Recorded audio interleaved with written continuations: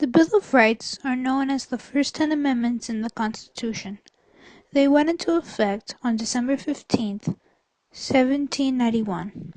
They were created so the government would not have all the power over the people. I know what you're thinking. Why should I care? Well, the Bill of Rights gives rights that are for each individual regardless of any handicap or race. These are important because the government can get in trouble if they try to take your rights away. These rights are meant to protect you as an individual. The First Amendment states every individual can be whatever religion they choose. The press is untampered with or not controlled by the government.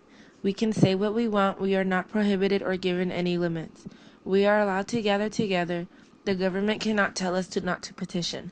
Examples of the First Amendment would be a violation if Congress created a national religion or showed favoritism towards a particular religion. The Second Amendment is the right to bear arms, which pretty much means that we can own and keep guns. Usually this means we keep guns for emergencies. The government can't take this away from us. An example of bearing arms is that people may feel secure with the gun possession even though they may not use the gun. The Third Amendment involves quartering troops in times of peace. Basically, the homes that we own belong to us, and we have the power to take in who we want. We are not required to house troops. This means we don't have to take in soldiers or use our homes to give them food or shelter. An example of the Third Amendment being violated is the Henderson case in Las Vegas. People arrested a family for refusing to let officers use their homes as lookout for an investigation. This violates the third rights because they are not required to house troops or police officers or law enforcement. The Fourth Amendment concerns illegal searches. A house or property of yours cannot be searched without a warrant, and this amendment is not to be taken away or violated. An example is if the police have suspicion of you, they may obtain a warrant before searching your house. Police cannot just burst through your front door and start searching. The Fifth Amendment states you have the right to remain silent unless you are present in front of a jury, and you can't be tried for anything serious unless a jury has said so. Example of the Fifth Amendment: a guy witnesses a murder while painting graffiti on a school building. The guy testifies against the murderer.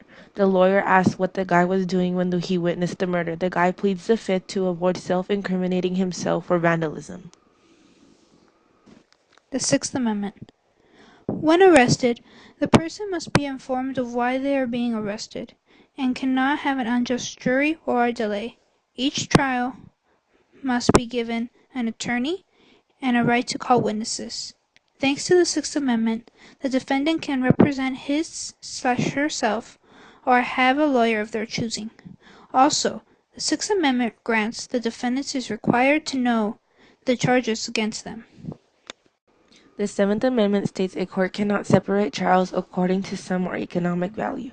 Example of the Seventh Amendment: a drunk driver doing 60 miles per hour rear-ends a Ford Escort, killing the driver of the Escort. A jury handing down a $27 million verdict for the victim's family. Ford Motor Company is 40% responsible for this accident, and thus on the hook for the whole award. The Eighth Amendment. When tried for a crime, the punishment cannot be too harsh for that crime. Being tried for a crime, you must be given proper punishment. Lastly, the fines must be accurate and not unreasonable or excessive. Some examples of cruel and unusual punishment are burning alive or disemboweling. The Ninth Amendment states just because the 10 amendments are advertised as the people's does not mean that the rest of the amendments are not for the people also. Example of the Ninth Amendment: the right to have an abortion is not mentioned in the Constitution, but women have the right to do so. The 10th Amendment states that any power not granted to the federal government belongs to the states or to the people. For example, currently in America, states have the right to decide whether or not they wish to allow gay marriage within their borders. This is an example of reserve power, one the states did not give to the federal government.